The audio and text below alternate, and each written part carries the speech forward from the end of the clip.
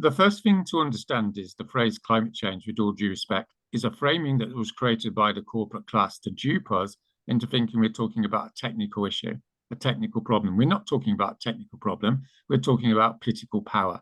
This is a political issue. The people that are in control of our societies want to maintain the carbon industries because they're making lots of money. There's nothing unusual about this. It's been going on for 5,000 years, right?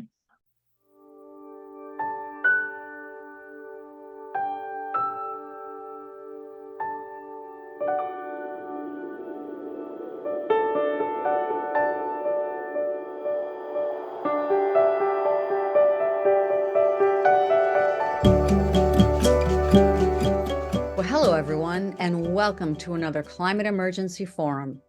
My name is Regina, and I'm your host. And today we are going to discuss the climate revolution with Roger Hallam. Roger is a man who may need little introduction, but I'm going to go ahead and give him a little introduction. He is the co-founder of Extinction Rebellion, and he has been sowing rebellion ever since. He is a man who believes very much in what we're doing and that we are at a time of great turning. He believes so much in what he does that he has been arrested on several occasions and no doubt will continue to be if the need arises. And of course, just as the seas are rising, the need will definitely arise. We have a very serious situation on our hands. The IPCC has been behind the 8 ball. And we have a presidential candidate here in the United States who is already demanding payola from the oil industry. I'm really, really interested in hearing from you, Roger, and what you think needs to happen in terms of this climate revolution and what activists can do and what we can really maybe hope to see as an outgrowth of these activities.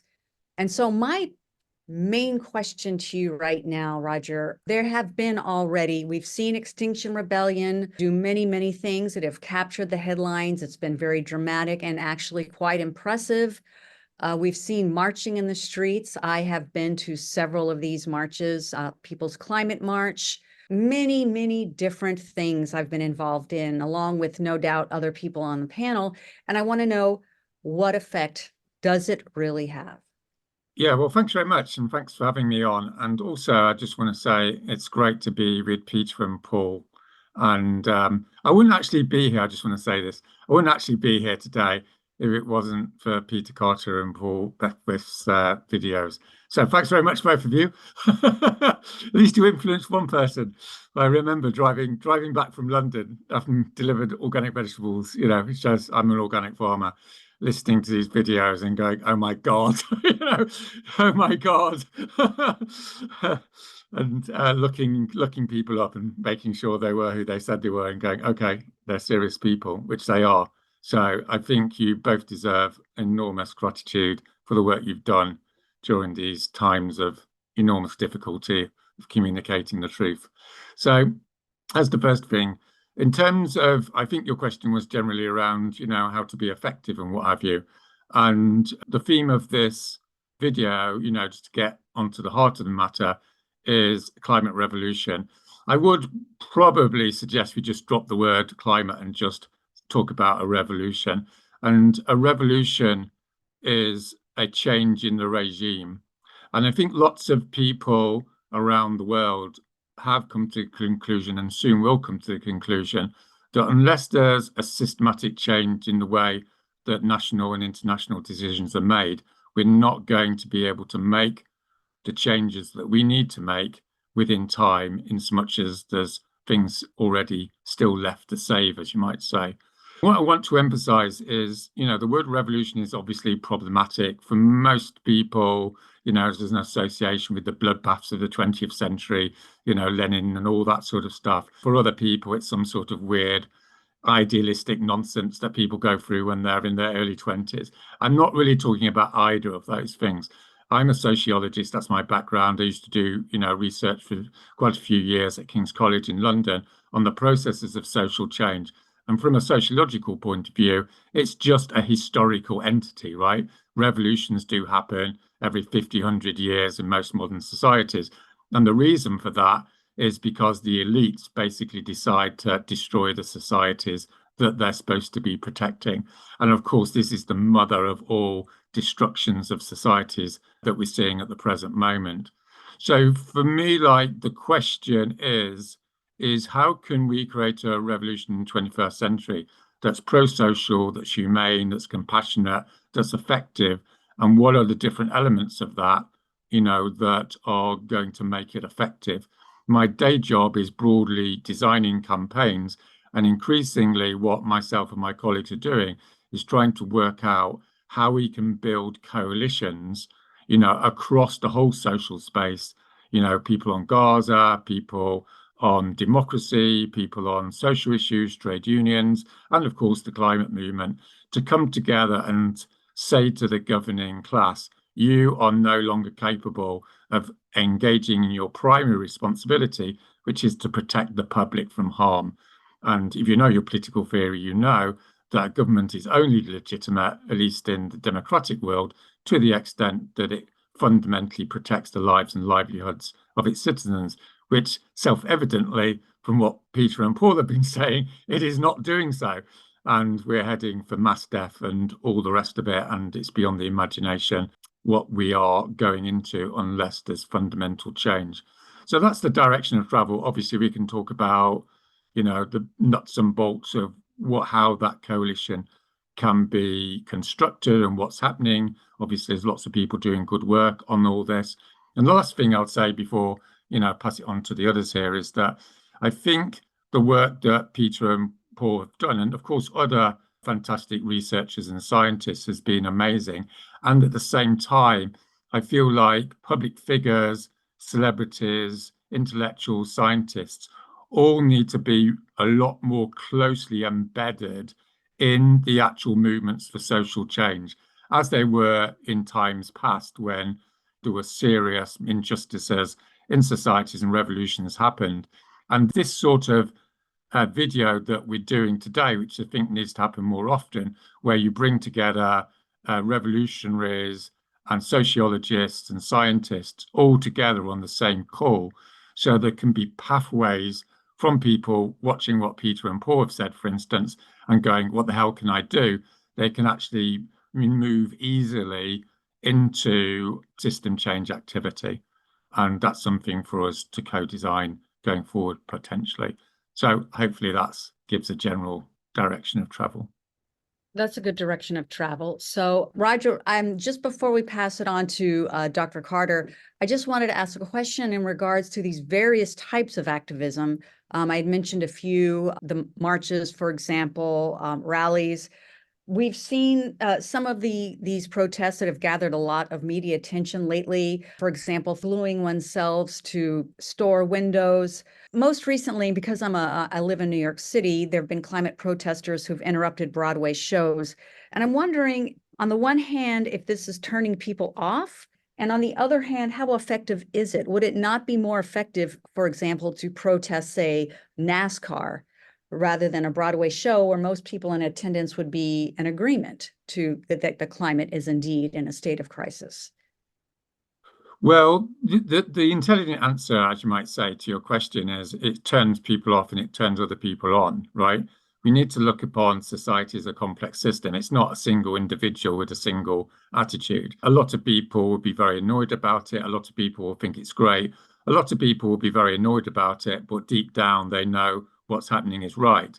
So we need to be quite sophisticated. And the second thing is we need to look at this over time. It's not like out of time and space, in the sense that people might be really annoyed about it now, but in 2 years' time, they'll be going, thank God someone was doing something, and this is why there's statues of Gandhi and Nelson Mandela and what have you in Parliament Square in the UK. In the time they were told that they were terrorists and all the rest of it. But history shows that people that cause trouble in the name of achieving justice become well respected within time. I think the more important question is how effective is it in terms of actually creating the structural changes that are now necessary?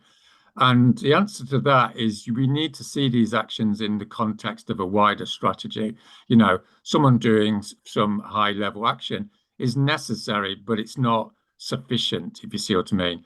It needs to be embedded in a wider strategy of social change. So there has to be mass demonstrations, there has to be strikes, there has to be civil resistance on a mass scale, and of course there has to be, what we call cultural actions where you disrupt society and get people to talk about what's going on.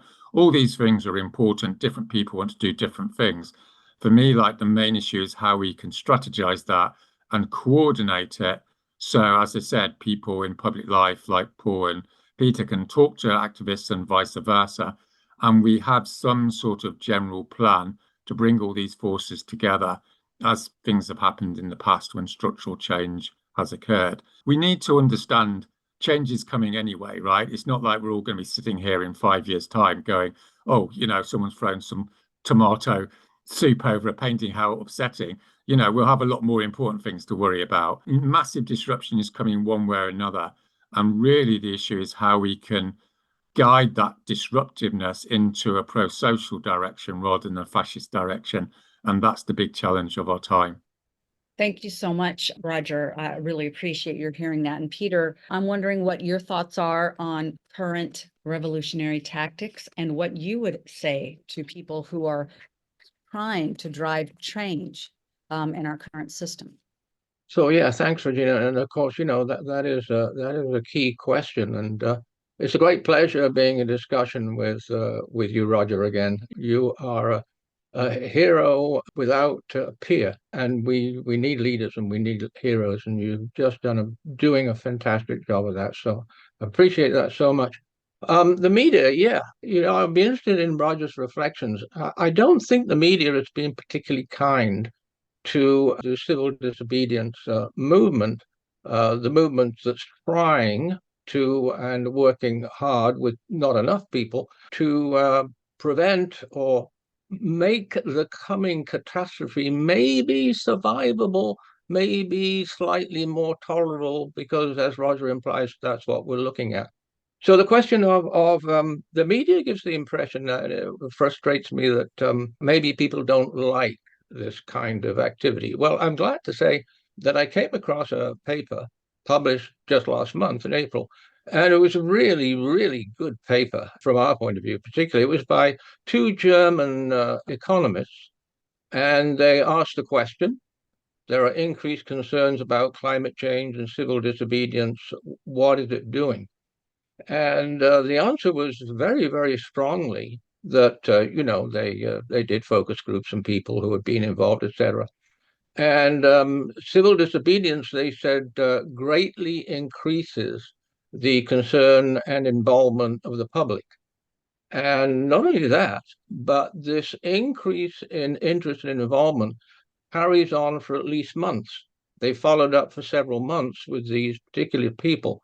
So I'm hoping that's a very good answer to for us all, for the media, which I don't think is being anything like kind enough to the civil disobedience movement. I agree with Roger wholeheartedly that we need the involvement and the engagement of the scientists, and recently I was down in San Francisco and had the great pleasure at the AGU meeting two well-known, they're few and far between scientists, very genuine scientists who are involved in minor civil disobedience, let us say. And that's Peter Kalmus and Rose Abramoff. Rose was sacked from her job at the US lab, mistakes me, so that was very sad. But there was a wonderful response, actually, which I won't go into detail, that the scientists at the AGU very, very much supported the little disobedience that they did.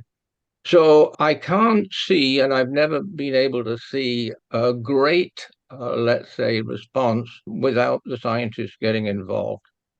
And they're not involved.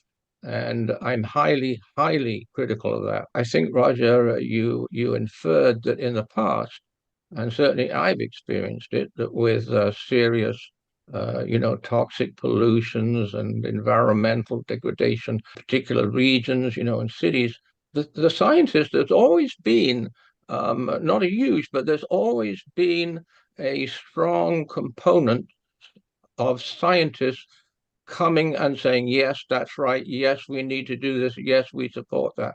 So I think very much that's lacking. And what do you think more about that then, Roger? Well, we know, don't we, Peter? I mean, you're, dare I say, a chap of a certain age. So you can probably remember, times in 1970s or in 1960s, right, when public figures and professionals were very much embedded in the processes of social change. And I think at that point, and particularly throughout the 20th century, because of the tragedies and horrors of that century, people looked upon themselves as, first of all, as citizens and as professionals secondarily. And while during the neoliberal period from 1989, there's this myth grown up that people can have the privilege of just being the job role that they have. Oh, I'm just a scientist. Like, that's an ideological statement. You're not a scientist. You're primarily a human being. And secondarily, you're a citizen. And only third are you a scientist. Your primary responsibility is to the sustainability and the social justice of the society you live in, right? That's what it means to be a democratic citizen. And as democratic citizens, scientists have a moral obligation to be embedded in the movements to maintain a just society, period. I don't think there's any dispute about that. And I think there's a gradual realization in the scientific community that they've been duped into this role of just being, objective observers and what have you. And there's nothing that doesn't exist. There's no such thing as neutrality in that sense. So I'm looking forward, and Peter Kalmus and his colleagues have shown the way to scientists engaging in civil disobedience, but not just that, but being on programs and actually promoting a revolutionary change in society.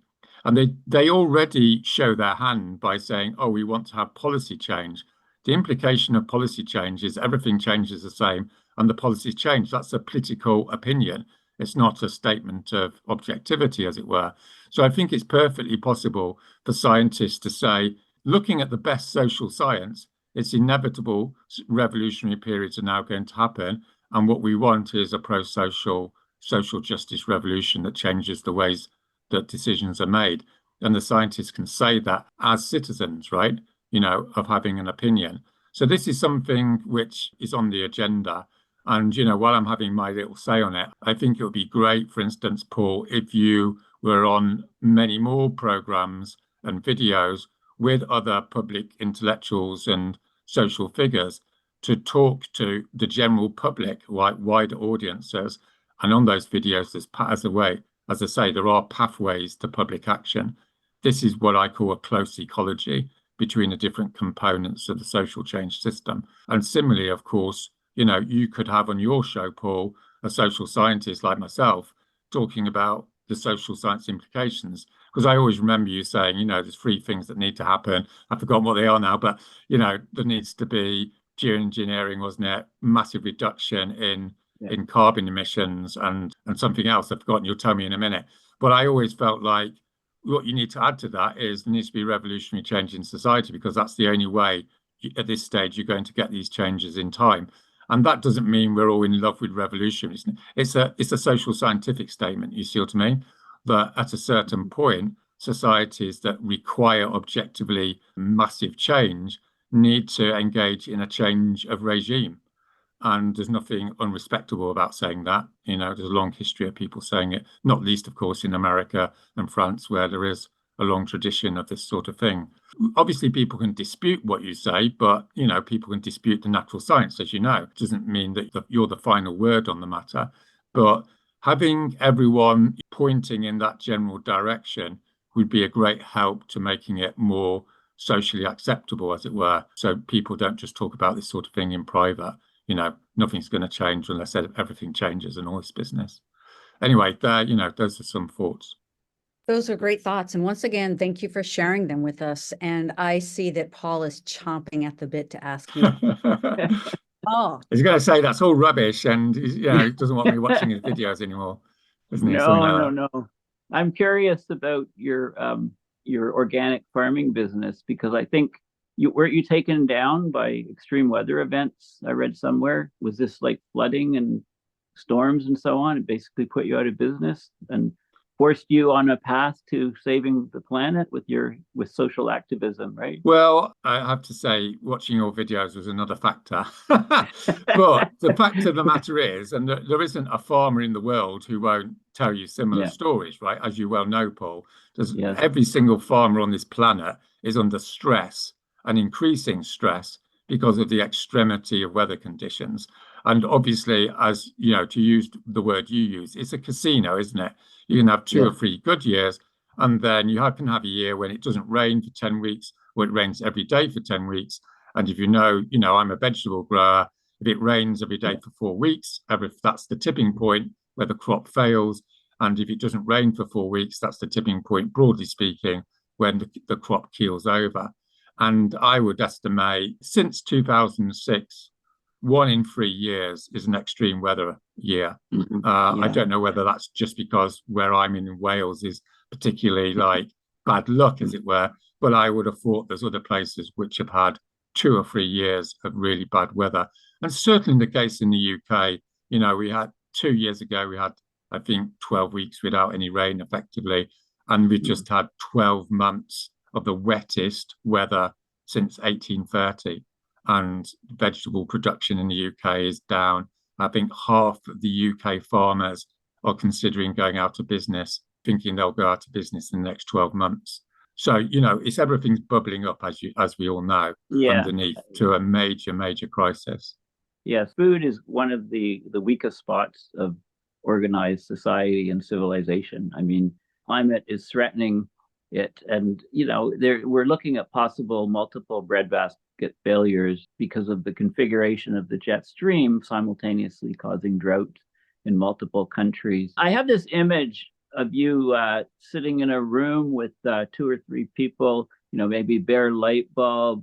You've got 250 pounds, in the bank, and you're building political power. And, you end up getting the ears and capturing the hearts of so many people, and I contrast that to the foe, which is the richest companies in the world, the fossil fuel industry, but also with very powerful, wealthy NGOs, these non-governmental organizations that have literally millions of dollars. And I think, as you put it, they do fuck all, really. So what's the problem? Like, I think you're saying that you have a different theory of how the world works, and you did a podcast called Designing the Revolution. So could you tell us a little bit more, or tell us a little bit about that? Because, I think as well-meaning as some scientists are becoming, they're just not advocates, right? They're used to wearing their lab coats and working in the lab, and they're not really comfortable stepping out of line and so on. So here you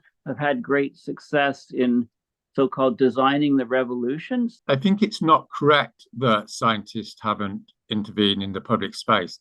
The problem isn't that they intervene in the public space all the time, but they intervene in the public space to reinforce methods of change that are catastrophically failing.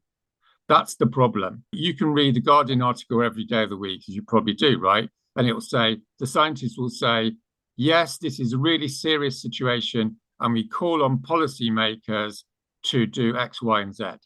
What they should say is, and this situation is so serious, policymakers should be prosecuted for genocide, and we should have citizens' assemblies which are legally binding so ordinary people can protect their future.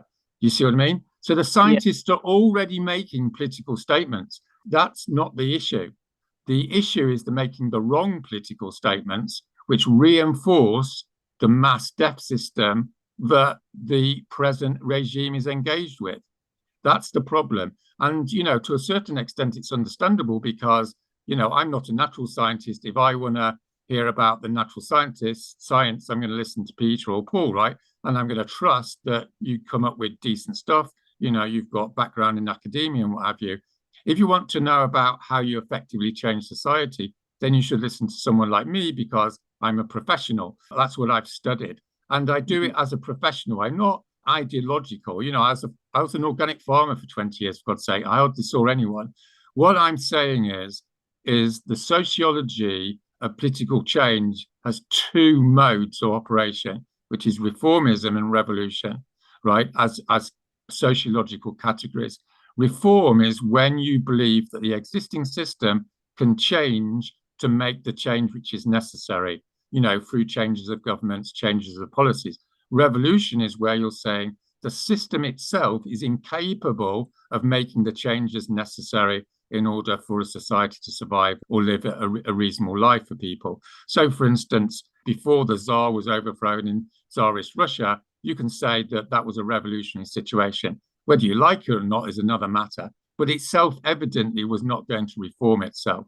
When Martin Luther King was up against the embedded racism of the American South, that self-evidently was not going to be a situation that would solve itself through having nice chats and policy change. It required mass civil disobedience. So it's a contextual analysis. And just as it is when you say, oh, what's happening in the Arctic isn't going to stay in the Arctic and things like that, right? You're making a scientific statement, which is probabilistic, obviously, but still verifiable, as you might say. So I think that's where I'm coming from, is to encourage scientists and obviously other listeners, listeners to this podcast, this video, to say, okay, let's investigate those means of change. And I think there's links to pathways, in the blurb about it. But that's basically what I'm trying to say. That's great. I think a lot of people in environmental space worried about climate change, they actually really like the Guardian's articles. I think they cover climate change probably more thoroughly than many of the US press. I mean, recently, The Guardian, of course, they surveyed 380 scientists about their feelings on what temperatures we could maintain. And I think almost 80% of the scientists said that we're going to be, 2.5, 3, 3.5. There's no way 1.5 is like a political joke, really. I mean, it's like long in the rearview mirror. 2 degrees, we'll be very lucky to stay anywhere near that. So that was a very interesting thing. Scientists expressing their feelings and thoughts on what temperatures we're going to reach in the near-term future.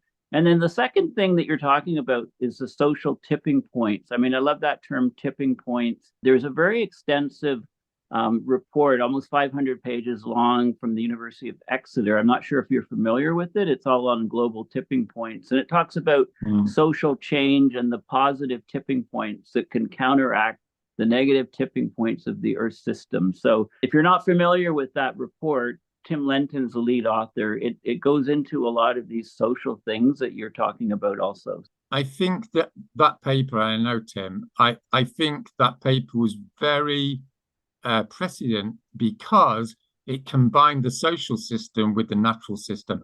And analytically, they're the same system. This is the big move, is to bring these things together and understand that in the social system, there'll be no change and then there'll be massive change. That's how history works. There's this gradualism hypothesis it's not robust as a prediction. And what we're going to have over the next 10 years is a massive amount of resistance to change. And then suddenly there's going to be a massive surge of political change, no doubt triggered by climate extremities.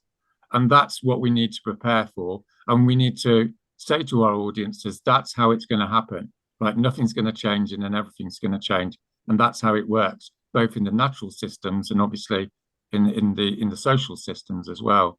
So that's the new paradigm, isn't it, I guess?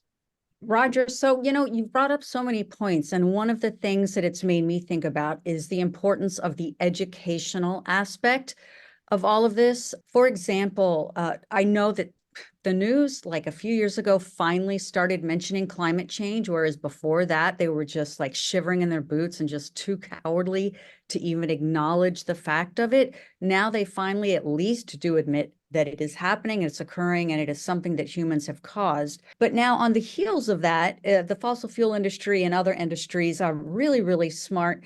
And they've come up with a way of how we can be active and activists. And that includes things such as recycling and taking the stairs rather than the elevator, like silly things that voice the responsibility of helping to protect the planet through our individual actions, which collectively can be great. But I feel as though we've almost missed an opportunity because industry has shifted the responsibility onto individuals.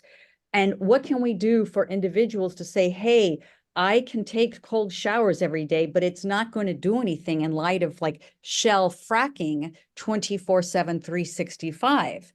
The first thing to understand is the phrase climate change, with all due respect, is a framing that was created by the corporate class to dupe us into thinking we're talking about a technical issue, a technical problem. We're not talking about a technical problem. We're talking about political power. This is a political issue. The people that are in control of our societies want to maintain the carbon industries because they're making lots of money. There's nothing unusual about this. It's been going on for 5,000 years, right? What we need to do is to focus on power. This is the maturation of the movement, right? You start off thinking it's a technical problem, start off thinking it's a problem of individual behavior. And over the years, you realize it's the bad guys and you need to do something about them. And how you do something about them is through collective action. This is as old as the hills, right? You have to combine with other people. The scientists have to combine with the activists have to combine with the social scientists, right? And there needs to be a strategic plan to empower people. So we say, right, we're going to have a big march on Washington next September. That's not necessarily the last word in the matter, but it's something that brings people together. And then Paul on his show can talk about it, right? Peter can talk about it. Peter Kalmans can talk about it. Everyone needs to combine into collective projects which lead to structural change. And the structural change for the 21st century is legally binding citizens' assemblies in order to take the power from the corrupted governments and give it to ordinary people. And 80-90% of Western publics agree with this idea once you talk to them. It's a no-brainer, right? Because at a time of total existential threat to everything we love and believe in, the people need to make the decision, not people that have been corrupted by the elites. That's the fundamental point, and that's the fundamental direction of travel for the next 5 to 10 years. Thank you so much for that. I really appreciate your insight. I'd like to ask Roger about the economics and about an economic revolution. I see our economy as mindless and heartless and endlessly destructive. I see our economy as a criminally evil process. We've seen them before, but nothing on this scale. I mean, there is clear intention here, as Roger says, to make money fast, make bad money fast. As a consequence of that is already that our children and young people are going to face a terrible, terrible time, a future which is constantly getting worse, faster, and a vision of the future in which they'll see nothing. And this is what's affecting them now. We have the research that tells us that. So I see that as evil. I see it as a crime. I find it very odd. I never hear those words mentioned in terms of climate disruption, global heating. Just a couple of points then on the economics. 2006, the Stern Commission, huge economics of climate change, made it very clear that it was the economy which was the root cause of the problem. And then in 2008, New Scientist actually had a whole issue. The title was How Our Economy is Killing the Planet. So I see this as a killing thing. I see it as criminally evil. And that's, I think, where your social revolution makes really big sense. Yes, and I think, since you started framing things like that, or telling the truth to be more blunt, Peter, it's given the encouragement for people like myself to use those similar words. And those are the words we need to use. I mean, no one blinks when people call the Nazi regime evil, because it was. And if the Nazi regime was evil, then absolutely what's happening now, putting the lives and livelihoods of billions of people in jeopardy for no other reason than ideology and profit, is absolutely evil. And we should be using those words. That's the first thing to say. I mean, just as an aside, we're not going to win without emotional communication, right? We need to be blunt, because it's a fucking blunt situation, and if we're not, we're going to end up swearing anyway, right? Because that's what people happens, when things fall apart. It's not a joke. It's a madly outrageous, obscene situation that some people can destroy the lives of other people for effectively eternity. So we need to make that really clear. As far as the economy is concerned, we also need to be absolutely clear, as you say, Peter, that it's about capitalism, right? It's about the growth ideology of going out into nature and plundering it with no thought of the consequences. This is totally irrational in the present moment, as everyone knows. That doesn't mean we're against, farmers selling their stuff on farmers markets. I was a business person for 20 years. There's nothing problematic with business per se. What there's a problem with is having massive power formations in society that are dedicated to the destruction of our societies. And the solution to that, we need to make very clear, is governmental control of the economy, which is coming one way or another, as we all know. And the analogy here is with World War II, when, as everyone knows, the government of the United States, for instance, said to the car manufacturers, you're not producing cars anymore, you're producing tanks. And that's how it's going to change. When we control the state, and the state says to the capitalist class, to the big businesses, you're doing this rather than that now, because basically the continuation of society is more important. And we'll win. That's how we're going to do it. And that's the message of hope, is there is the one for the younger generation, that as these disruptions increase, there will be a massive majority that will want to see massive political change. And that's an exciting thing, right? We're not going to have boring lives, that's for sure, over the next 20 years.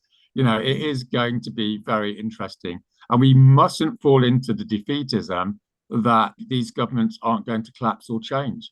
That's not how history works. If a government engages in the destruction of its citizens, the citizens will react.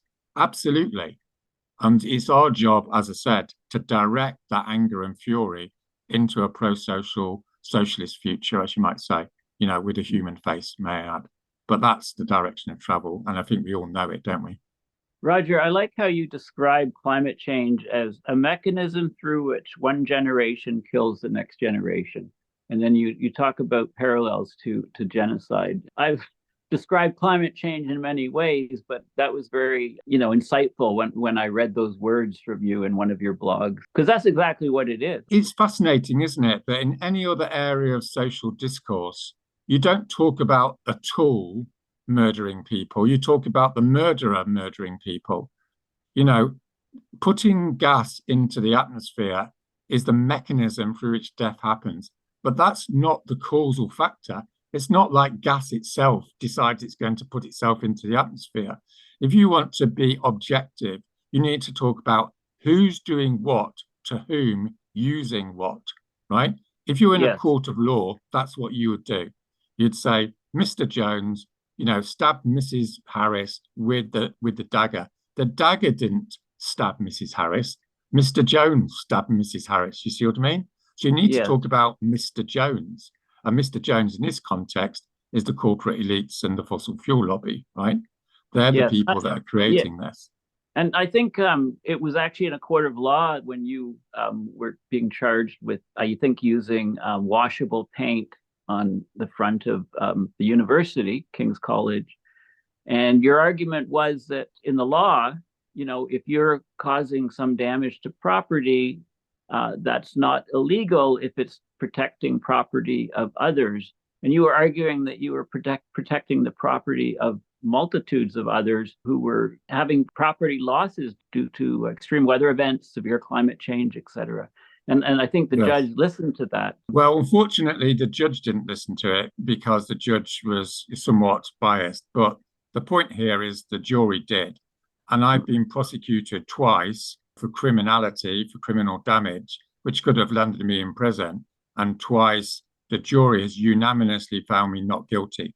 And the reason is what's called right of necessity in law, which is it's perfectly and obviously justifiable to cause disruption to prevent vastly greater harm. That's a well-established and no-brainer legal principle. The more you think about it, the more obvious it is. So the question is it proportionate, right? Is your action proportionate to the degree of threat? Well, it's the biggest no-brainer in the history of humanity that engaging in civil disobedience is a proportionate response to a project that's going to destroy civilization. End of point, right? And this is why juries unanimously find people not guilty. That's stupid. It's like they know what's happening and they're going, hang on a minute, They didn't do anything, didn't kill anyone, didn't destroy someone's property. They simply put paint on something or stood in a road, and were massively effective, as the social science has shown. Good on them. We're going to find them not guilty. Thank you very much. And thanks very much to those jurors. Saved me half a year in prison or something. Can I quickly bring up fossil fuel subsidies? It absolutely continues to astound me that there isn't a revolution out there, on the streets, out everywhere, to compel our governments to stop using our money to kill the planet and murder the future. I mean, IMF, International Monetary Fund, has been really helpful on this. Their last assessment was $7 trillion a year that the governments are taking our money, as I say, giving them to the fossil fuel industry to destroy our future. I don't understand why there isn't a revolution, and amongst NGOs, I might say, against that. What do you think, Roger? Well, it will come, Peter. This is what I'm saying. Like, nothing changes and everything changes. This is how history works as a general rule. It doesn't gradually change. That's a myth of the neoliberal period, that, we're just very rational and everything trundles along in a generally progressive situation. It doesn't. Societies degenerate as the elites become, psychotic. And then at a certain point, there's a trigger event like there is in natural systems. And we've seen this trigger event, for instance, with Gaza. I used to talk to Palestinian groups to advise them on their actions. And it was always a bit miserable. And they were going, isn't this terrible stuff that's happening in Palestine? And they go, why isn't there, a lot happening on that front? And there was only like 20 people in the room. And they're literally 3 months later, there's 400,000 people on the streets of London, because there's this massive explosion of obscenity of what's happening in Gaza. The same thing is going to happen on climate. I'm absolutely clear on that. If New York gets smoked this summer for 2 or 3 weeks, there will be a revolutionary episode in America, because there's a tipping point. And we can argue where that is. Maybe it's 1 month of smoke or 4 days. 1 day of smoke is not going to do it. 3 days, isn't it? But if it happens for 2 weeks and the economy starts to grind to a halt and thousands of people start dying in New York hospitals, then there will be massive social disruption one way or another. And I'm not saying that's because I want it to happen, or I'm just making a social scientific prediction, right? People have their limits. And you've seen that obviously with the obscenities that have happened in the Gaza episode and in lots of other historical events. So for us, as I said, this will be my final point, I suppose, is we need to organize and prepare for these trigger events so that we can coordinate and everyone can work together on a single strategic pathway to some form of liberation. And that's what we all need to dedicate ourselves towards. I can think of no better way to end this show today. Those words were amazing, and I think definitely inspiring. They have inspired me. And I hope that they have inspired you watching in the audience. This was such an enjoyable show for me to record, and I hope it was for you to watch as well. So please, if you haven't subscribed yet, do like and share this video. And to learn more about our guest, please go to his website at rogerhallam.com. We'll be sure to include that link in the description down below. And I want to offer a very, very heartfelt thanks to you, Roger, for joining us on our show today.